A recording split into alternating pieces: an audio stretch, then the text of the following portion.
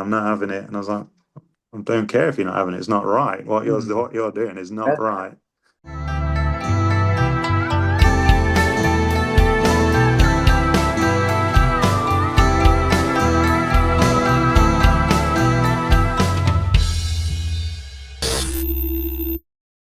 Welcome to another episode of Anxious Black Belt.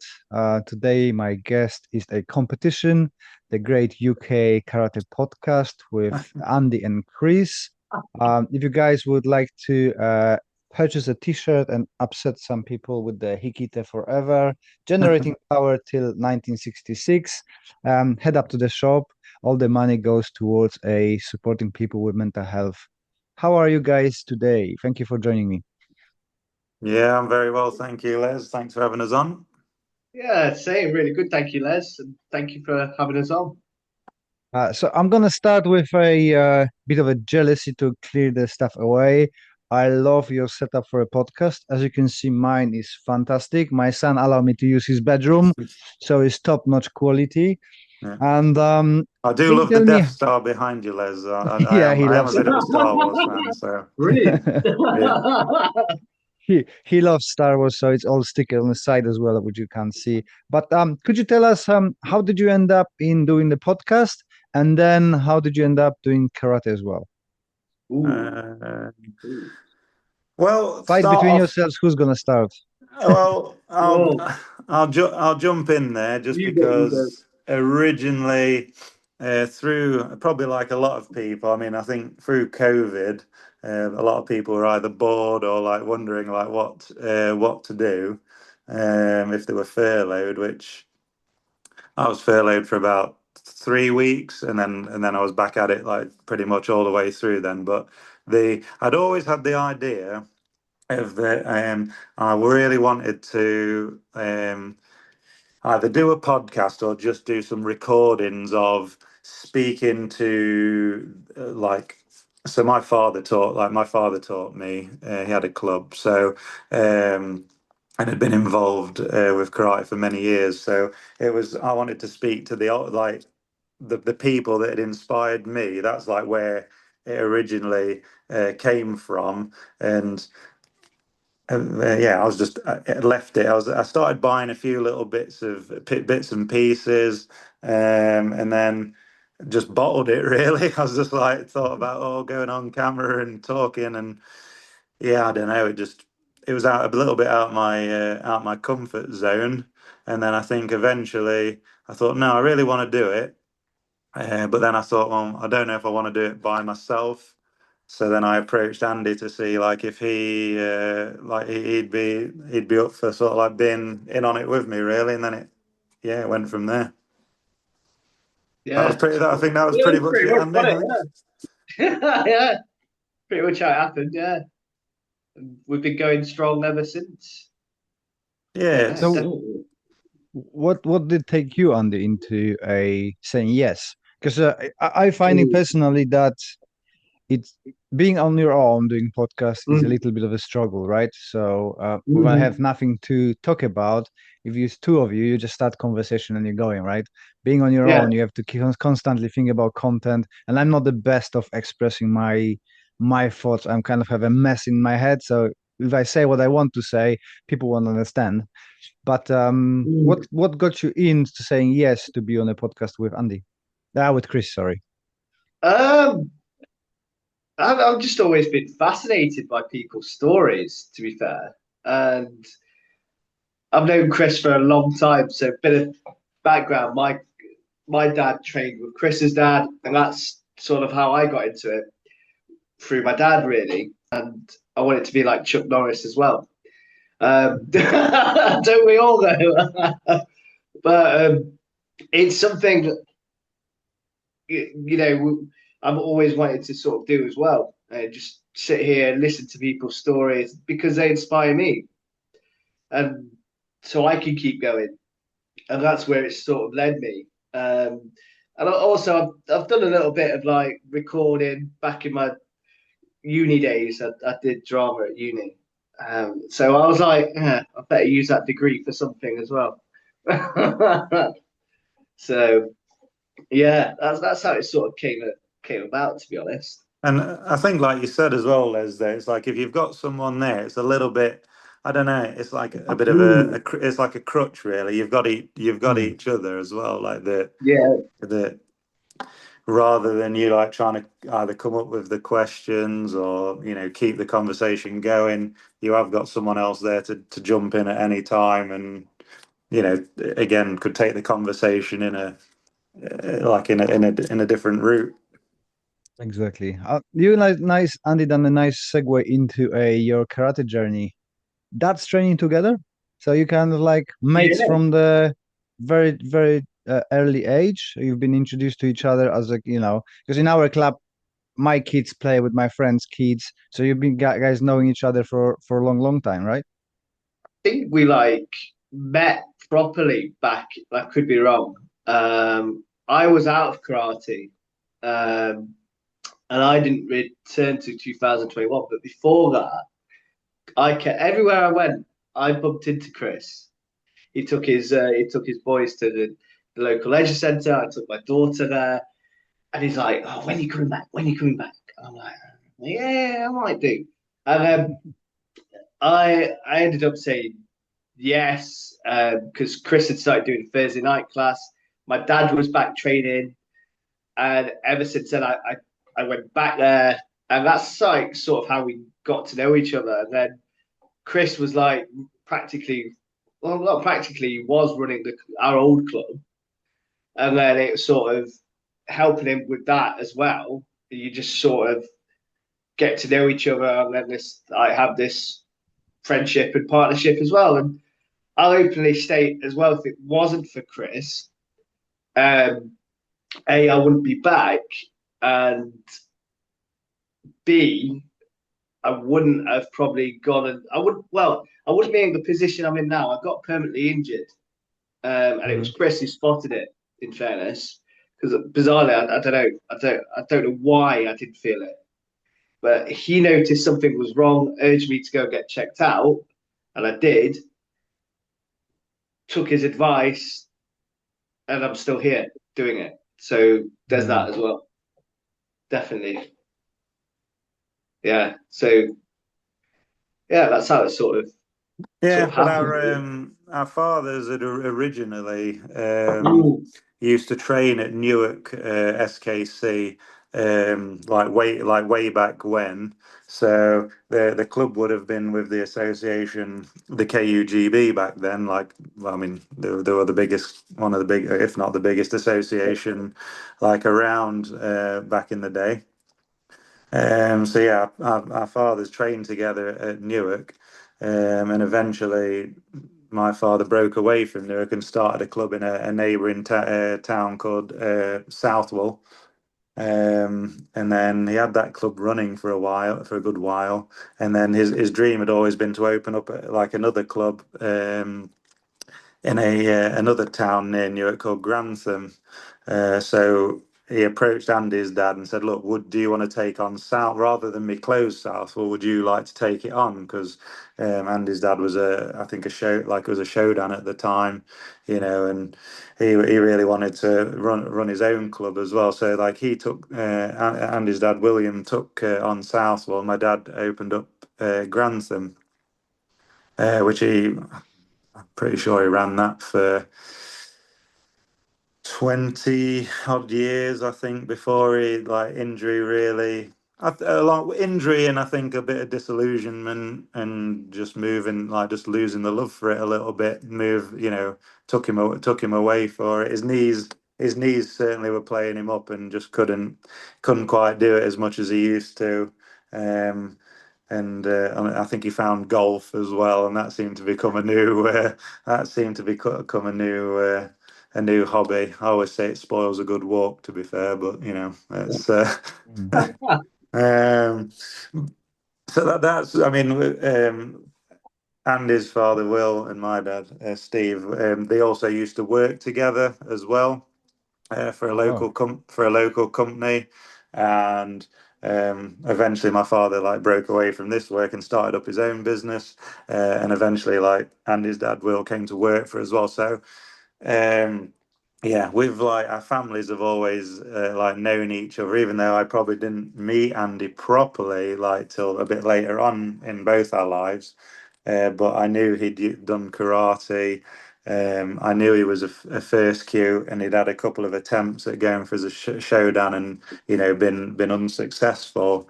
And like myself, I'd failed it one time before, and then gone come away from karate, and then come back.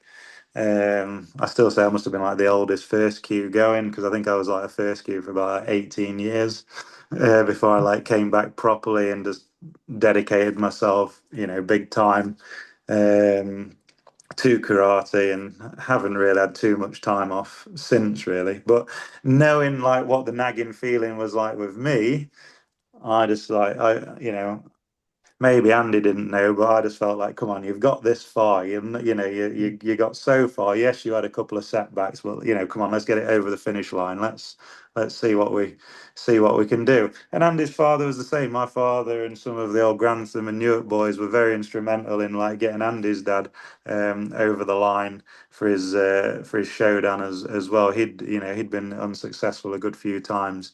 Um, so it was maybe like history repeating itself a little bit there, possibly. So, but I'd like to think anyone that ever came through the door at Newark, you know, I think it's good. It's good, even if people just want to turn up and train, cool. Like, tell me. Like, I'll always ask, like, what do you want from from a session or from being a member at the club. If it's just turning up and doing a bit, just let me know, then I know that.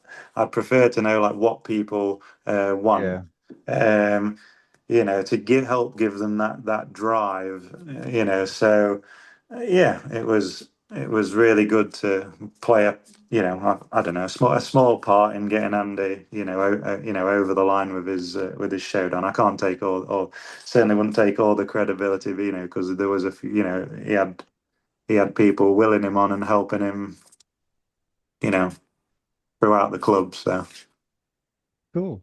Uh, Two questions pop in. One, I'm a karate practitioner. I've got a son who is starting martial arts.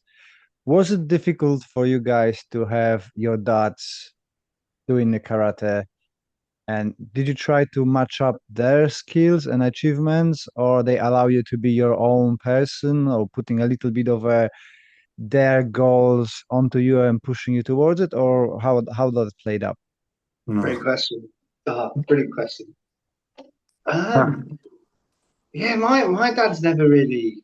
He's always been there for advice and sort of like an unofficial coach and manager, but he's never ever tried to influence me on like how and what to do within karate. To be quite honest, um, so yeah, he was. Um, yeah, he's not really told me what to do and how to do it or tried to influence it. He just let me go my own way. I think one of the, and I will be honest, one of the things I was fearful of is being in my dad's shadow Hmm. because because of how good he was, and that always played on my mind. And then it's kind of like you've got to put that aside and be like, right, you are your own person. You've got to go and do what you've got to do. It's your own. It's like what we always say, isn't it? We say karate is a personal journey. Mhm. For me, it was having his legacy, if you like, but then sort of at the same time carving my own legacy as well, or yeah, trying to, if you like. Um, but yeah, that's how I sort of how I do. Yeah, because he's semi-retired anyway. If there's such a thing as semi-retirement in karate, so yeah, for that. But aside from the last time he properly coached me was back in, he was instrumental in the showdown. So, but aside from that, he has a little input. I think that's his probably his own choice as well. He likes to sort of sit on the fence a lot and sort of see where things go. He did well, actually. He did advise me about the whole political thing, which I'm sure we'll talk about. Yeah, that was the last piece of advice he gave me. Actually, yeah, Well, definitely.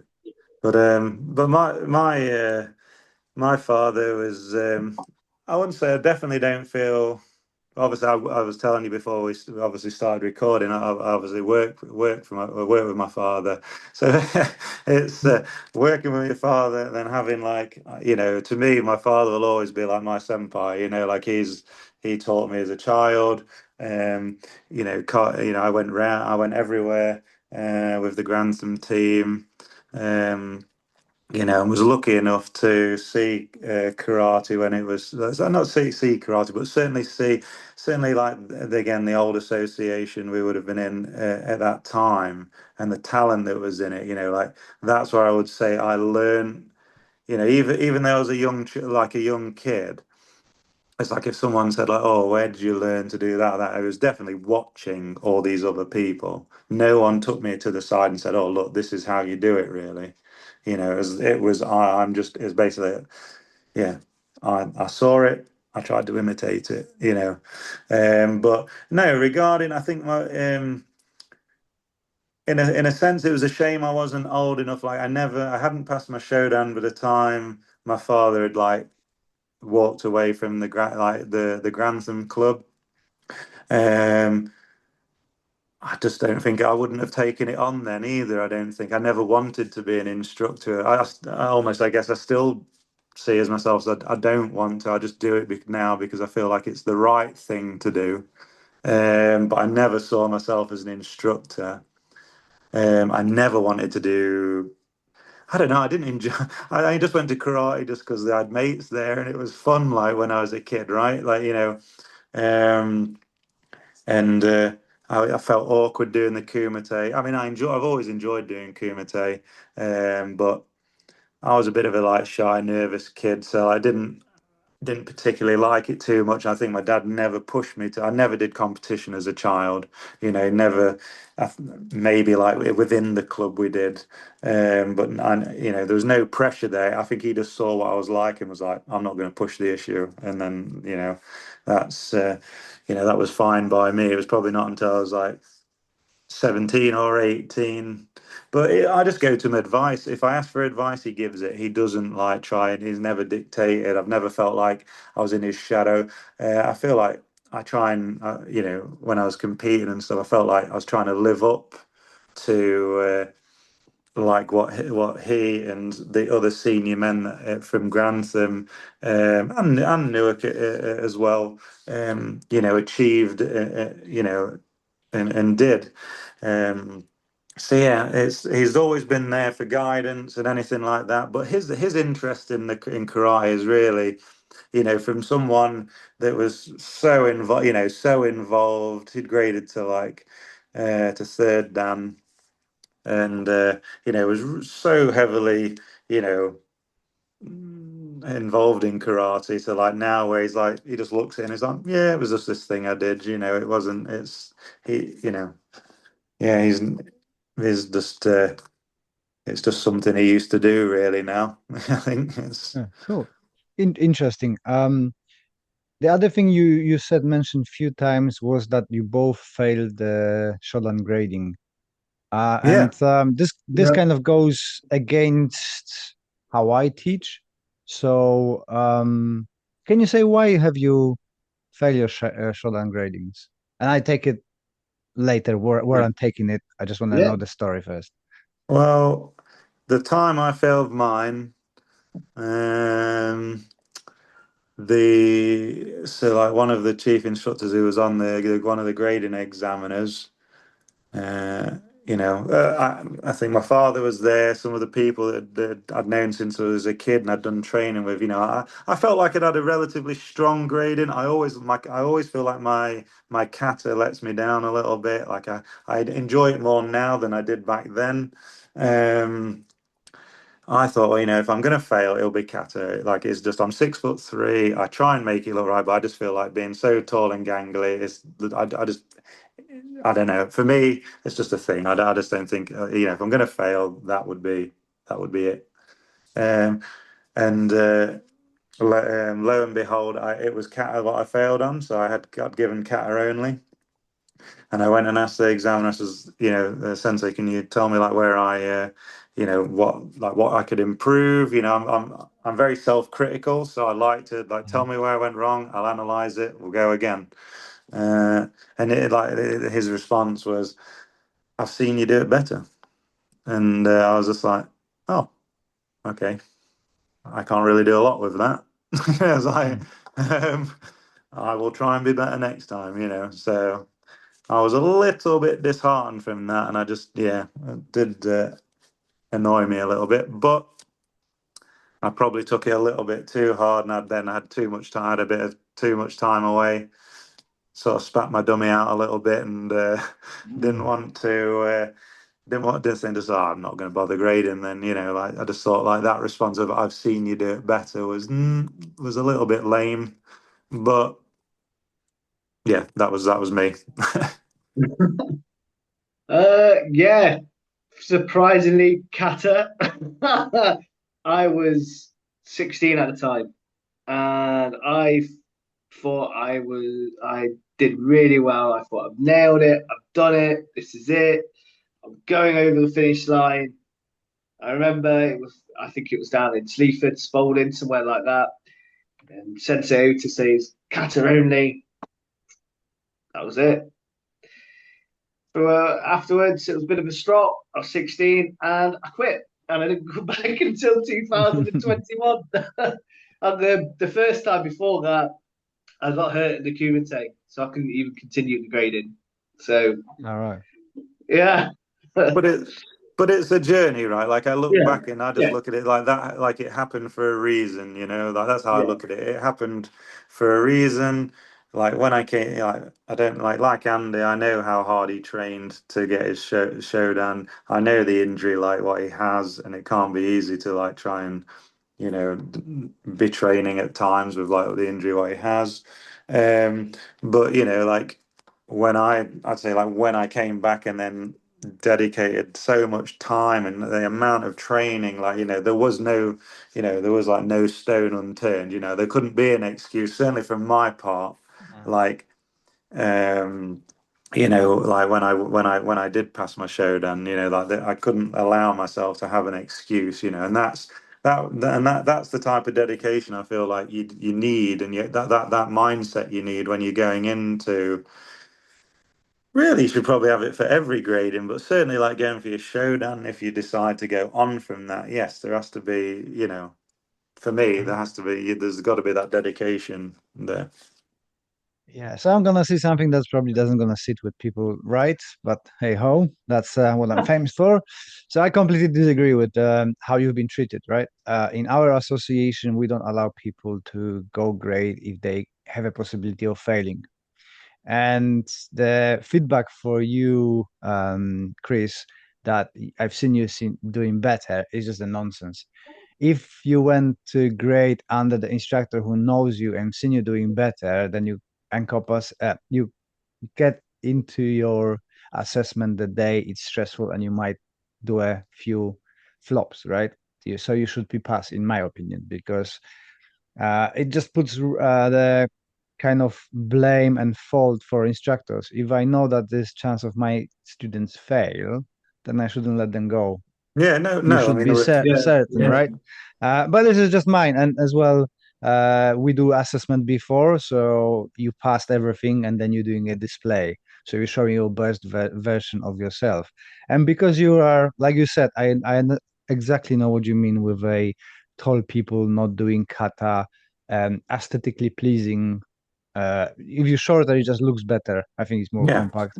yeah, But that shouldn't be against you because you can't change that. What, you no, gonna go and chop your legs for next grading to be yeah, smaller? So I think that it is, and I see that in bigger organizations that the people fail because there is disconnection between the expectation of the head of association and what actually is being taught in lower clubs, let's say on other end of the organization, and there's that miscommunication what people expect and what's done. So for us, what we're using the gradings, actual grading day, is a feedback to coaches. So if student makes a fault, it's not necessarily their fault, it's how they've been taught. so the feedback goes to a coach instead Yeah. of punishing a student, if that makes sense. Yeah. No, no. So Like, I think both Yeah. you should pass. If you've been allowed to go for a grading, there shouldn't be. But that's how you make money as well, right? That's uncomfortable truth, but that's how the organization does money as well, right? If I fail a yeah. certain amount of people, they Yeah. have to come back and pay again. Yeah, of But course. that's my Yeah. fault, Yeah. and I don't apologize to anybody if you got upset. Sorry, that's how I feel. No, no, I think you're No. right. It's a bit like for the bigger, well, maybe even for the smaller ones as well. But for most of the associations, it's a business, right? So Yeah. is yeah, okay, we'll fail X amount. I'm not saying that obviously this is the way they work, but sometimes it feels it feels that way, you know. But yeah, yeah, you just I don't know. It's just it's just a business. It's a business for a business for them, and Mm. yeah, they are going to. I think I don't think I've ever seen a downgrading where everybody passed. It's Oh, it's just how the organization works. So, whatever works for the people. I don't like big organization. I'm out of it for a huge amount of years. Although I am part of organizations, but not in the kind of traditional Japanese setup. We are more kind of a free cooperating dojos that meet every year and have some fun. And that's pretty much it. But speaking of organizations, I think you've been a little bit disappointed with your time in organization. I don't know if you want to go in there and chat about it, or I don't mind. we I don't spit. mind. I don't mind chatting about it. No. Not at Yeah, all. just it's yeah. All I can say is that yeah, you're in you're in an association when you've known. I mean, I've only really known two associations. Like um, obviously we have left and joined another, but it's yeah, it's you feel it's like I guess it feels like family, right? Like it's like your Mm. it's like your karate family, I guess. And you sort of when you go to the courses and everything, most people, not everybody, obviously, but a lot of people. Um, yeah, and then when it's when you sort of fall out of grace with them, I guess, or favor, whatever you want to call it, it's and they sort of mistreat you, and yeah, it's difficult, like when you certainly for myself, like when I decided that I didn't felt like I hadn't really got any other option other than to leave, especially for like my own mental health, really. Um, yeah, it was a bit sad, really. It's there's probably there's probably only a couple of people really now that like speak that will speak to me like from that association, which I don't think is necessarily always like their fault. I think they're just following like I don't know, like this trend or way or whatever you want to call it. It's they don't they don't want to be they don't, I think if they don't want to be seen, like if they speak like if I don't know on social media, even if they speak to I don't know if they don't want to be seen either. That's what it feels to me anyway, like they don't want to be seen speaking to you, um uh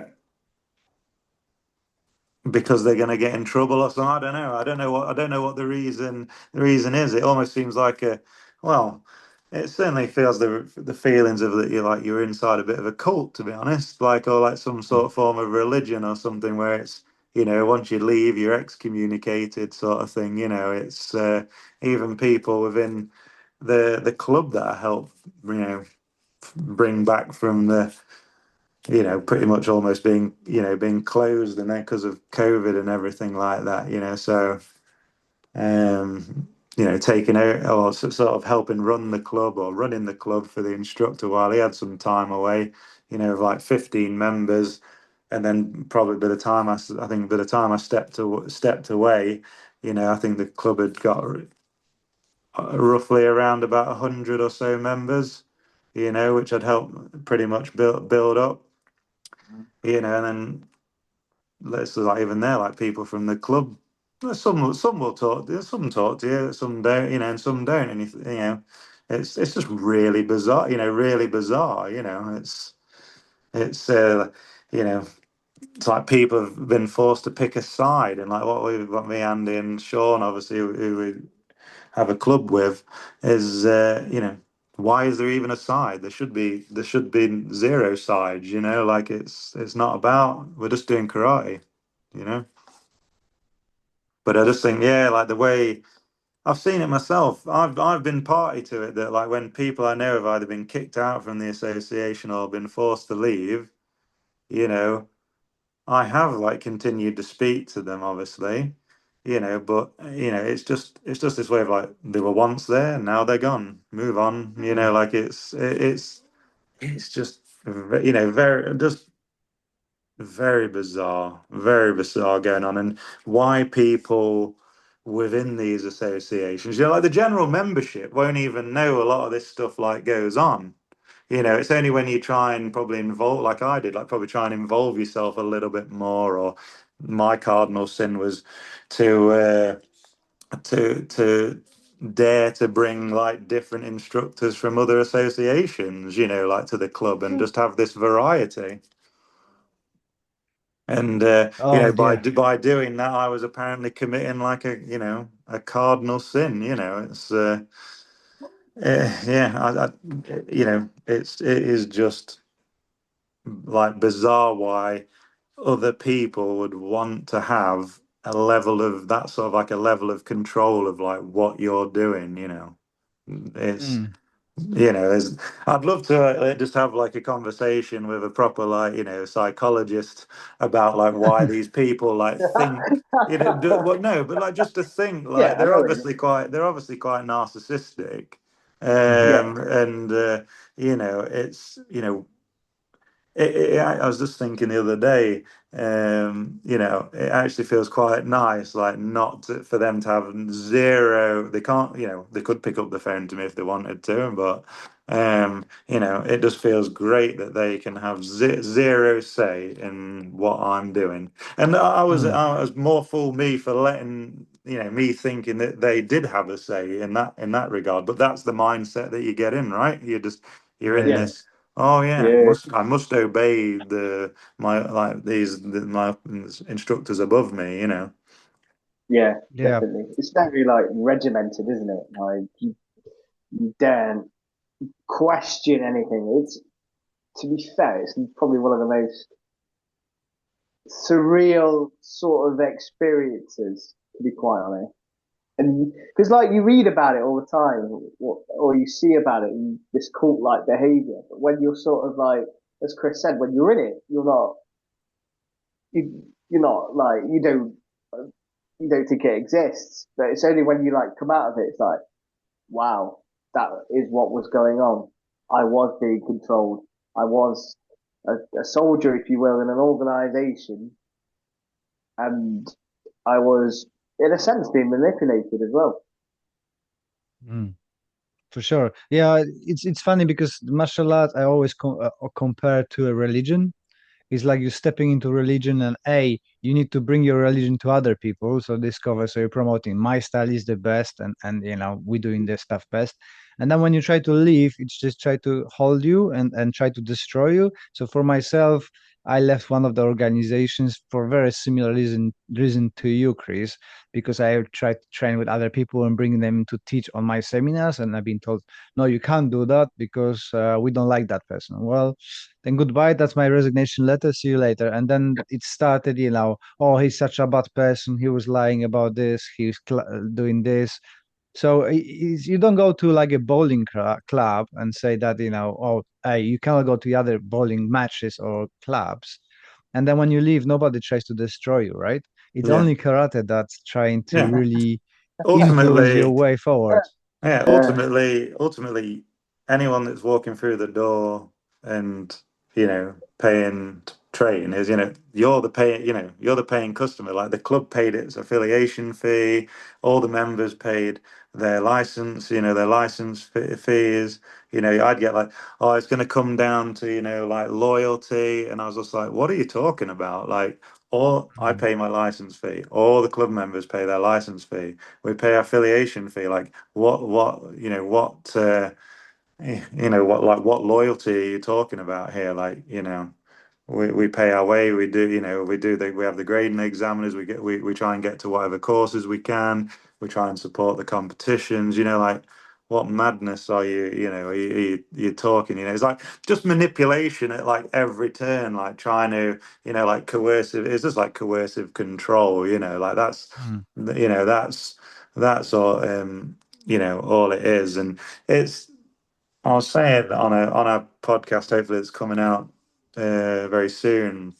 Um, like you look at like the amount of like young, like, I don't know, just the amount of talented individuals, male, female, that have been in all sorts of associations that have either left like disillusioned or kicked out. These really talented people. And it's such a waste, like these people either probably might not practice karate anymore, or maybe they do, but just not a lot. It's just, for me, it's criminal that like all this talent has been wasted over the years, that because there hasn't been a correct, a right pathway forward for the younger generation. You've just, like the older generation, they have all the experience and everything, but that for me, there should be like more of a pathway within these associations to allow the younger generation, because eventually it'll just get, okay, if you do this,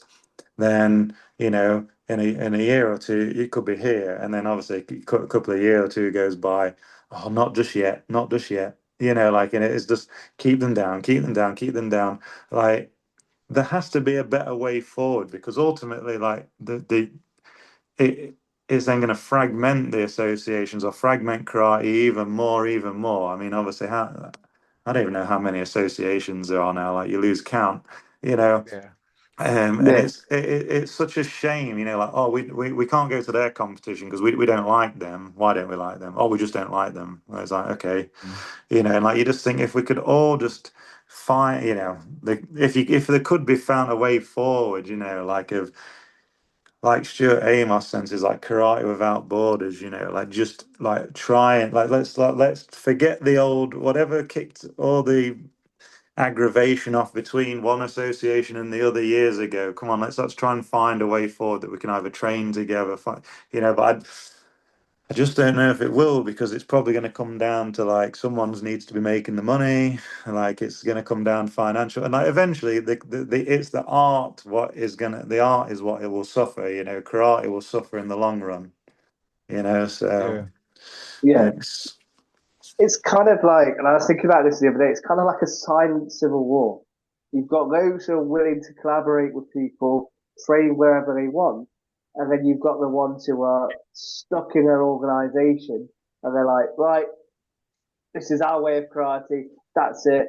And they're just going onwards and trying to, discredit ones who are seeking collaboration and want to train with other people because in effect, all Chris was doing was he was giving the students what they wanted. When Chris came back, the students said they wanted to train with other instructors. And then, yeah, it all got interesting. Yeah, But I mean, some of the instructors we had, all of them were fantastic. Everybody enjoyed it. And not one person ever said, "Oh, I didn't enjoy that" or anything. And I mean, even some of the grief we got from like the association, certain individual, um, he says, "Oh, why have you had that person? Like, what can, it's almost like, what can they teach you?" And it's like, I was like, they are like far more. I don't know, like they've got far more experience, and like again, if it was like someone we got in that was Kumite based or whatever, the amount of accolades and things that they'd done and what they'd achieved and what they could teach us, it's like this person is like the guy was asking me this from the old association. And it's like, you know, he had nothing on like this, like one of the instructors that we had, you know, and it's just like, I don't, again, is it control? Is it finance because they've seen how many people like that, you know, have come to the course, or I, you know, I ultimately don't understand. Like, I still don't understand. Like, why wouldn't you want to train with other people that you could learn something from? There's so many people out there, and I think that's what COVID did for a lot of people, is that they, you know, they're all in their own associations and the blinkers are on, and then, you know, when they've got sat at home and some of these big associations were left sleeping a bit and they weren't doing stuff online for people, you know, they were able to see that people, there was other instructors out there doing stuff for free, you know, Mm. maybe not doing stuff for free, but there was other instructors going, wow, these people are good. How come I've never heard of them? You know, and then it opens, Mm. like, it just opens their eyes, you know, that yes, that, you know, because a lot of the other associations were the best. You don't need to train with anyone else, you know, like, and it's to me that's like madness. I just don't get it. Yeah, it It's is. kind of Go on. it is like we joke about Cobra Kai and we laugh about it how there's these two rival dojos, but in a sense, it is what it's like. It is like a dojo and organization literally trying to destroy each other, and it's madness to be quite honest. Yeah, I think that because of the advent of internet and you can look how good people are online and how many choices you've got. Literally, you don't have to have an invitation. You just rock up, pay, and you can take part in whatever course you want. And those big organizations start seeing that the people slip through their fingers, so they need to tighten the grip to hold Yeah, you in. So, oh, yeah, don't yeah, go there yeah. because they might be a bit more awesome than we are, and then you're gonna leave. It's all comes for me from insecurity and the thirst for power and money. That's pretty much it. What I Yeah, think. Yeah, yeah, yeah, yeah, it is. You're absolutely right, Les. yeah, I mean, the thing that like really just the tipping point for me, I think, was just when um, our friend, you know, our friend Sean, he was, you know, competing, and he was on he was, you know, he was on the JK England squad. Was lucky enough to go out to Japan for the World Championships, along with a couple of other students from Newark at the time. And the night, you know, he messaged me from Japan like the night before saying that this certain individual had said, you know, like, it looks like, you know, looks like Chris, or possibly Chris and the club, might get kicked out of the association. Um, and this was like the night before he was like going to compete at the World Championships, right? And like Newark had managed to raise some money, like the parents and other people. We had a GoFundMe, had helped raise money to get these three students to the World Championships. And I was just like, this is absolutely insane. Like, it's like, why would you bring this up to somebody like the night before he was going to compete? Like, he would have known that Sean would call, like, message me, you know.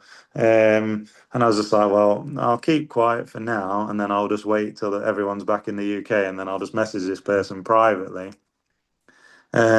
But luckily, like, Sean's mentally stronger than that, right? Like anyone else, some people might have let that get in there, that, like, oh, the club that they've belonged to their whole life, or, like, their good friend that got them back into training is going to be, like, you know, kicked out of the association. I was just like, this is just unreal, and Mm. um, yeah, just waited till they got back into the country, and then messaged this person, and let them have it really over a message, and just said, look, basically, like, you've got my number. We've known each other a long time. Like, why wouldn't you reach out to me? Why does it? Anytime I was getting a lot of grief, it would always come through the students, like the students to me. They Sometimes it would come. like Sometimes it they would come directly, but other times it was like coming through the students. yeah, it's yeah, lack of courage, right? It's easier to say about something about somebody to somebody else instead of into Yeah. face. You might be bit punched, you know. yeah. Well, I let I just let this person out. So, like, it was well out of order, and just let rip really. And then they uh, almost called me back instantly, just saying, "Oh, I'm not having it. I'm not having it." And I was like, "I don't care if you're not having it. It's not right. Mm. What you're doing is not Yeah, right." You yeah. know. But yeah, it's just like you're getting that grief, and it's little and little and little over time. It doesn't seem much at the time, but it just I think it mentally just wears you down.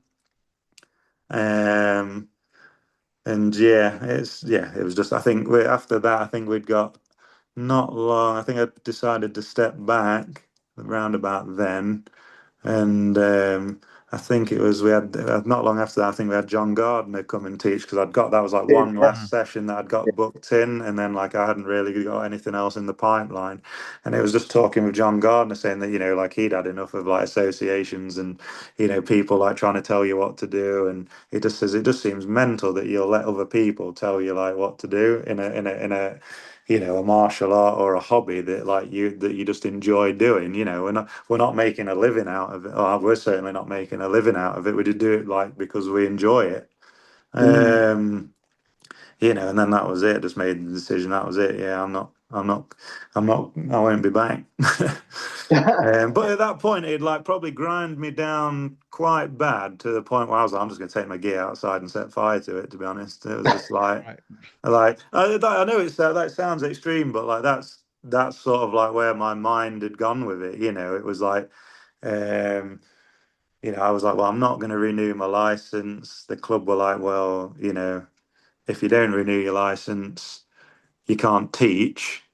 And like it was just like, well, and then it was like, then there was like, going, oh, well, you can teach, um, but you can't really ever say anything about it and stuff like this. And it's like, well, my own children like train here, like either with me or like, with others at the club. And then yeah, you do want me to teach or you don't want me to teach. It's like, but I'm not paying that association one more penny out of my pocket. That's the way I look. Again, that's the way, like, I looked at it. It's like, you want to do right by the club, and you feel a little bit let down. I feel a little bit let down by the club, but they're just like not, that's all they know. They're not involved in it. You see, they're not the ones getting the phone calls. They're not getting the messages. They're not, and yeah, it was hard, like when you leave, I'm not expecting everyone to walk out the door. Like I wasn't expecting anyone to walk out the door with me. I didn't even know I was going to do karate again. I was at that point where I was like, I don't know, like the love for it has literally just been eroded away.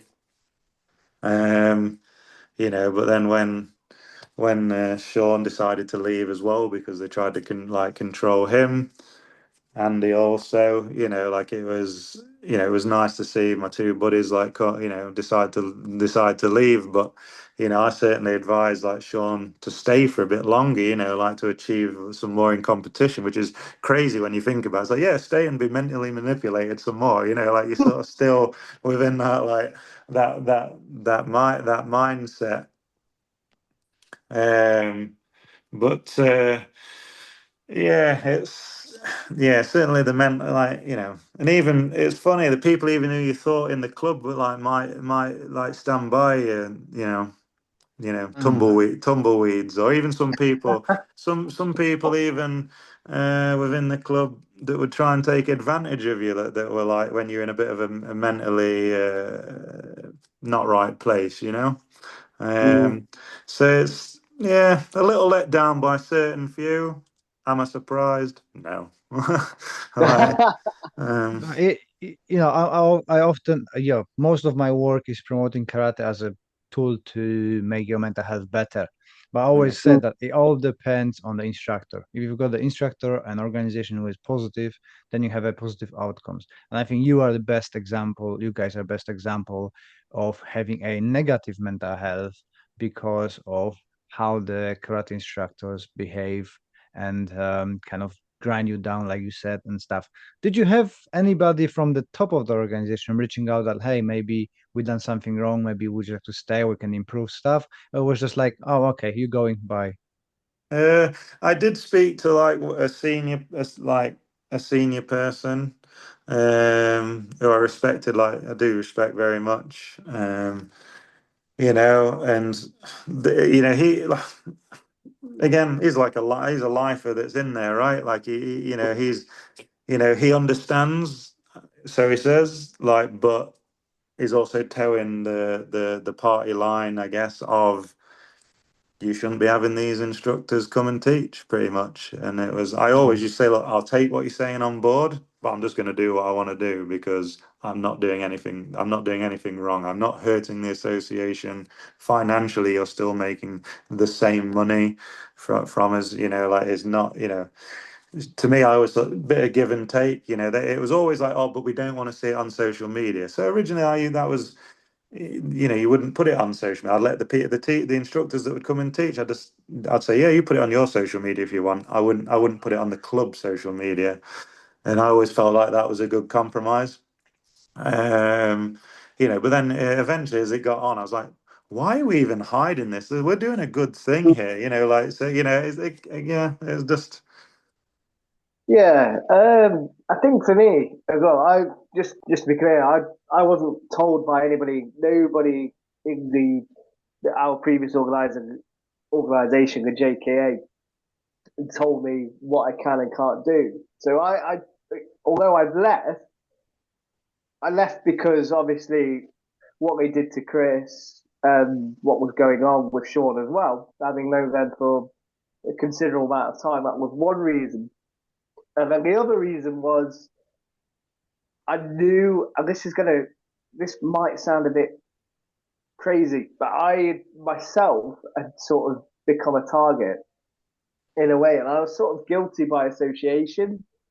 So I was on the Facebook, I was kicked out of the Facebook group of the JKA by a certain individual. That certain individual blocked me. I think previously, before that, myself and Chris were told by a certain individual that we can't have this person on the podcast. If you do, you're going to get kicked out into trouble. And it's like, well, hang on, the podcast is an independent project between ourselves. It's, we have who we want on. And when Chris and Sean both left, I'll never forget this. I was at a club meeting because I stayed a little bit longer than Sean, and I was sat there and we were talking about what was going on with the club, and a parent was sat probably not far from me and basically said, "I don't think it's appropriate that Andy is a member of a independent karate group." And I sort of just look at this parent and I don't know why I glanced at the person sat next to me as well. And then I just sort of said, well, I will always be an advocate for independent karate because I feel you have to go and train with anybody else you can. And I'm a bit of a geek and I do have like a list of instructors that I want to go and train with. And I remember glancing over in the direction of the the chief instructor, and I sort of I knew then as I said that, even though at the time I decided to stay, I knew I was going to end up potentially in a situation where I was not forced out, but I knew I was going to have to leave at some point, and that as well. And I didn't agree with what was going on because it's wrong, and I think the club should have backed Chris. They should have backed Sean, even if they they didn't perhaps agree. I think the situation could have got or handled. I suppose the word I'm looking for. The situation could have been handled better if someone just stepped in and said to a certain individual, "Right, you lay off. You stop all communication and just sit but like mediate between both parties." But nobody did that. Because of that, the situation just allowed it to go on and on and on until it's getting to the point where people are leaving. And I just find that to me it's baffling. It really is baffling. And I do think other heads of the or the further up the hierarchy, they do know about it, they know what's going on, but I've never really understood why they've not sort of come down and said, right, well, you know, you're making people eat. Stop what you're doing. They've never done anything to sort of stop the behaviour. Yeah, I And I mean think that's it's bad. yeah. I mean, even Yeah, like Sean's known some of these instructors like his whole life, and some of them couldn't even, even still haven't like picked up the phone and just said, how you doing? You all right? Even if yeah, they're happy staying and we've gone, like I think it's just it is bizarre. It is it such is. it is a cult without a Yeah, doubt. I'm it is. so positive. Like these Oh, these associations are so close to, if they're not, if they're not exactly a cult, they're so close. They're so close to like being, being like that. um it's just the childish things of like, you know, I still, in one sense, all the people that I knew there in the club or the association, I wish them all well. Like I don't wish them like any ill will, you know. Um, but like just the childishness of like being blocked from like the seeing like the old associations like social media pages and stuff like that. You're like, oh, get a grip. Are we children? Are we? Like get but it strikes me down like strikes me this person that we've generally got most of the argument with, I'm not surprised with this person. It's just, it's just petty and petty and childish. That's all it Mm. that's all it is. um Is the no, new and organ? it was when it was like you're breaking the rules. That's what you get. You're yeah, breaking the rules. So like in my last ditch attempt to try and argue my point was like, I'm asking around all the like instructors that I know that have been in around for years, going, have you got like the association like rule book or something? And like all of them are going, I don't even know what you're talking about. Like because I'm like, show me. Like in a desperation, I think it was like, show me this rule, and I says, I will cease and desist. Like that, like Mhm. that'll be fine. Show me the rule that I'm supposed to abide by, and yeah, like obviously it's invisible. Like it was written with invisible ink because like nobody has seen it. Like they've misplaced this invisible book. So yeah, it's just. Yeah, coercive control comes down to yeah, coercive control and money. That's pretty much what I've just come, that's it. yeah, yeah. So how does the feel now to be in an organization that is better? Because you said you joined a new organization, and I hope you are treated fairly. Yeah, the HDKI we joined, and yeah, I'll be honest, it is like polar opposites. Like with the members, everyone's. You'll find probably in that association a lot of people that have probably joined the HDKI, this is just my opinion, is that a lot of people have been like ourselves, have either been mistreated or, have had an issue with an association somewhere down the line. And they have, they've found this like common ground with the HDKI. And yeah, just it is like a breath of fresh air.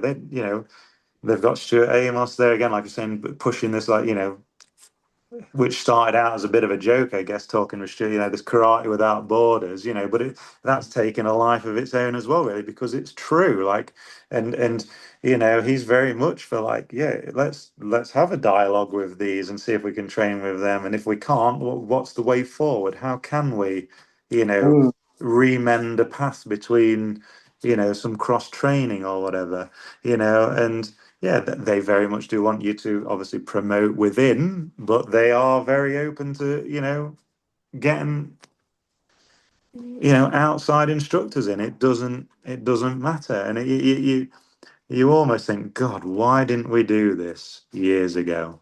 That's well, that's me. I mean, uh, I'm just finding my feet again with sort of like with teaching, and training. Like I just like I say, my motivation for karate in general, and just even with the podcast, I wasn't sure if I even wanted to do any of it anymore. And thanks to Andy and Sean for just like going with the club, and just sort of support. I can't thank them enough for just being supportive towards me, and quite a few people within the HDKI as well. Stuart for one, Simon Bly, um, John Gardner as well. He might not think he's been that supportive, but he has been. Um, and yeah, it's I'm getting there myself, and I'd like to think I'll be up and back up at full speed again, maybe next year. But I'm just taking it steady at the moment. Cool. It, it's like you know you've opened the doors and there's this like wide karate community you never knew existed at all, and it's really surreal. So we went to a squad training not so long ago, open squad training for everybody, and like in certain organisations, it's sort of like us and to the main instructor, and that's it. You wouldn't have a conversation with them at all. You'd just be like, you bow, they us sensei, and that's it. And the HDPI, no matter who it is, they're brilliant in the way of you can have a conversation with them about anything. And there's no, It's just more open, isn't it? that's it, yeah, it's more open. Although there is hierarchy, it's like you can have a conversation about anything. And you can message them about anything with to do with karate that you want to know. I mean, for example, Julie Nicholson Sensei. I had a conversation with Julie Nicholson Sensei when we did squad training. It was about karate. Just be able to like have that conversation with them was pretty good. It was great because in other organisations you don't get that. You don't get that at all.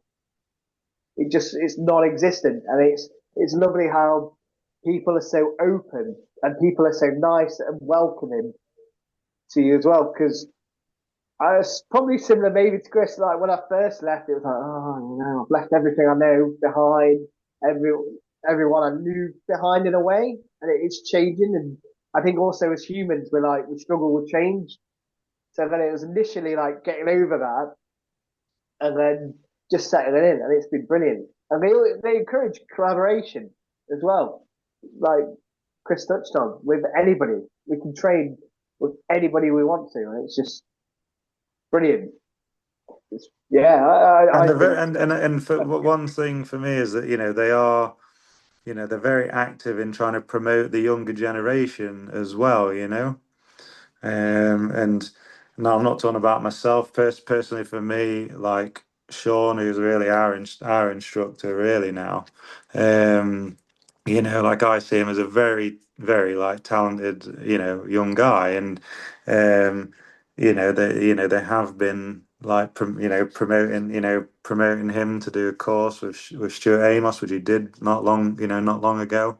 And that's for me, that's what it's about. Promote the younger generation. The old guard have definitely got their place, and everything, but open it, be supportive of the younger generation. Otherwise, you're just going to have the same repeat. People will get to a certain level and then just disappear because they get disillusioned or whatever. So they are. I see in that sense they are. They're a breath of fresh air for me yeah, personally. yeah, so definitely. Mm. Great to hear that. I see a lot of activity for that organization on online. Quite a few friends are members as well, and I never had anything wrong being said about the organization. So I also looking forward to chatting to John next week. I've got him next week. Yeah, Thanks I spoke to to him Andy. yesterday, and he said he was coming on. Yeah. Yeah, Yeah, it's going to be good. yeah. How do you guys choosing your guests, and what are the criteria for your podcast? Changing the subject from the agreement of organizations. No, no criteria. If you've been doing, personally, I'd like. It's nice to see if someone's been doing karate for like a good few years. There isn't like technically.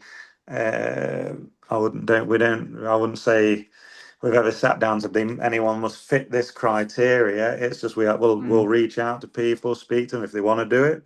They want to do it. If they don't, they don't. A bit like yourself. If they want to talk about certain things, good. If they don't, no problem. It's Uh, more just wanting to hear again, this was for well, I think Andy's the same, but like wanting to hear like their journey, like we've mentioned it on the podcast a lot that I've reached out to quite a few people. And there was quite a few people I wanted to speak to in the old association, and then a lot of them just used to give me the same answer. Oh, I didn't really do much in competition. I don't really have that many accolades. I don't really think I've got much of a story. And I was like, well, how long have you been training? And it's like, oh, yeah, like Mm. 30 years, 40 years. Like, then you have a story. Like, what are you talking about? Like, it's Yeah, like, but again, I think that's something that's been built into people within the association as well, of that, you know you have nothing to offer, like it's, there's that sort of like negative jibe there that people feel like they're not good enough. And it's like they are good mm, enough, they've been doing it for so long, they have a story. Fair enough if they just don't want to talk to us, that's fine. Just say it. I'd rather someone say, Yeah, we just definitely. don't want to do it. Yeah, mhm, But again, people that we see that we want to talk to, or Chrissy Howard, who we had on recently. I mean, I really felt like I related to some stuff she was saying. I really liked her.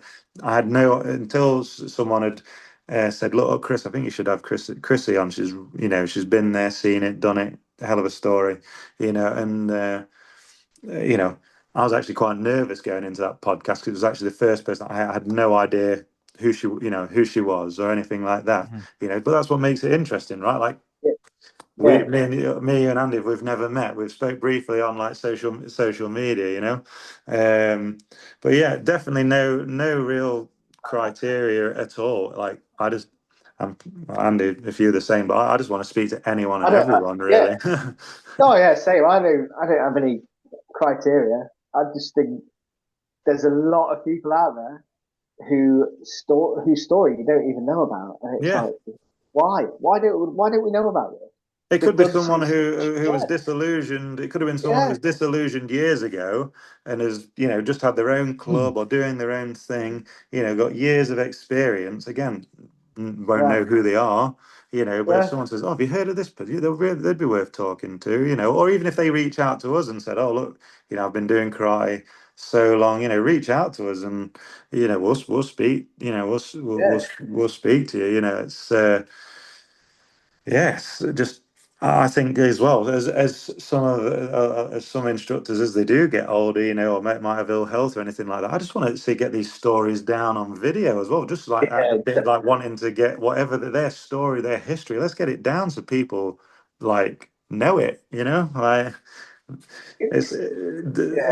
all these people have a story to tell, and it's all valid and it's all worthy of everybody to hear. Like I don't know, just want to hear their stories. And the brilliant stories as well. They're really brilliant. It's like, so, we've had Chrissy Howard, Dean Hodgkin recently, and it was just a brilliant story. Just knowing the ups, the downs, what they went through to get where they wanted to be within karate. It's inspiring, and it makes you think as well. When you get knocked down or you have a setback, it's kind of like, well, hey, Dean Hodgkin managed to get through that. I can get through that. And it's kind of like it builds your own resilience up in a way. It's just fascinating.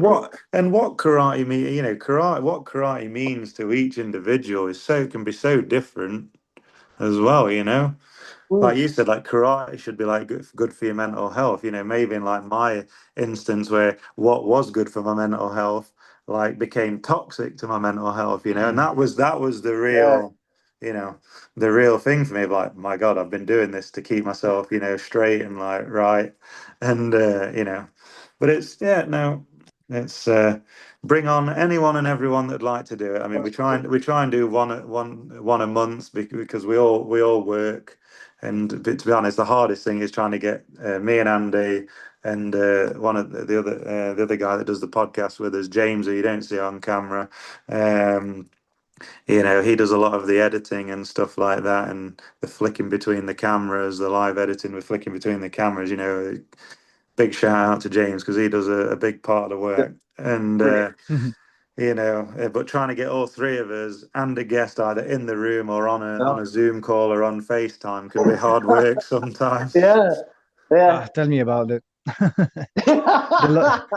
The logistic is the most Uh, complicated stuff I'm finding, just to try to fit everybody in the same time and man, especially if you start talking with people in different time zones like New Zealand and Yeah, Australia and States. It's just like, Yeah. oh, what time I have to get up to talk to you?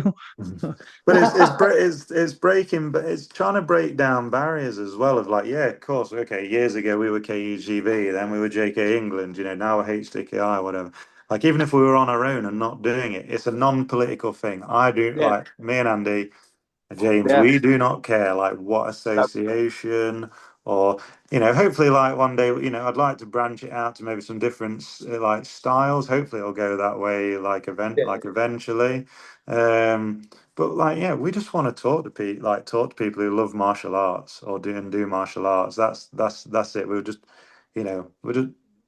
non-political. We're not trying to yeah, like cause an absolutely. upset with anybody. We're No, not trying to get anybody into any trouble if that's what they might think. Like, no, not at No, all. we just sorry, want to sorry to talk about the martial art that we love. That's it. sorry to break it to you. You will. I had few people coming to me that because they've been on my podcast, which I'm not associated with anybody. They've been in trouble with their association because they haven't Ooh. talked much enough about the association. They didn't promote it too Oh, much. They talk to me outside of their permission. no. I know there's one really uh, with high status teacher who is preventing his disciples to talk to me, well, Oh, because God. It's crazy. because Yeah, politics. But yeah, it's it's bad. crazy. It's just crazy. Like when the old association tried to like have it was like. Again, I don't know if the higher ups knew that this was being said to us, but like when it was said, like, oh, if you have these certain people on, you'll get kicked out. It's like, why do you even care about like a Mm. non-political like Yeah, podcast? Like, what are you talking about? yeah. They're just madness, It's madness. it's interesting, Les, how you said that because when we were back in the old association, Chris had left. It was everybody, well, not everybody, but two people who we were going to interview at some point, and even I I was still in the JK, and we talked amongst ourselves. It's like, well, okay, well, you do the JKA side, you're still in the JKA. We do the non-JKA side, but that wasn't good enough. And it was funny enough. It was actually when we had John Gardner over as well, getting messages that no, can't do your podcast anymore, can't do the podcast anymore. Within yeah, one after the other. It's just like why? Just because somebody's not in the same organisation anymore. Yeah, Mm. it's a bit mad, isn't it? Mad. I do think these bigger associations, it might not happen like right now, but Yeah, it's just gonna end in ruin for them because it's just people. It's just a very backward way of going on. it is. Yeah, it is very true. Hey guys, what's your future plans for the podcast? How big you gonna get? Joe Rogan should be afraid now.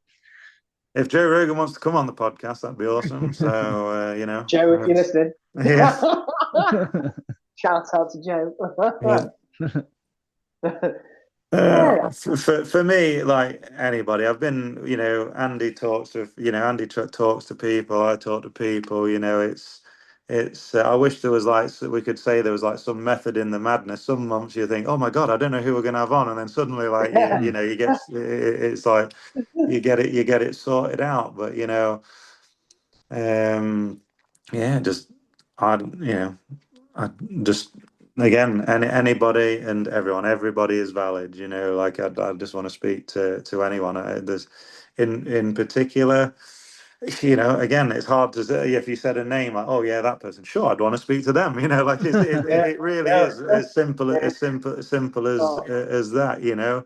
Um, I would like to talk with an old instructor of mine, which is intimated like would do it, but that's Sensei Bob Rhodes. He graded me like yeah, most of my Q grades.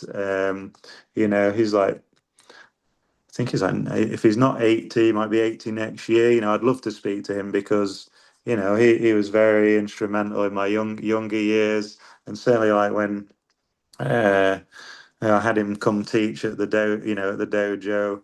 or some years ago now. But I mean, he'd had like heart surgery, and he says, I've had heart surgery. I can't do anything right now." And I says, "Well, I'm a man of my word. When you're up and healthy, I'll have you at the dojo. And I'm a man of my word, and I did.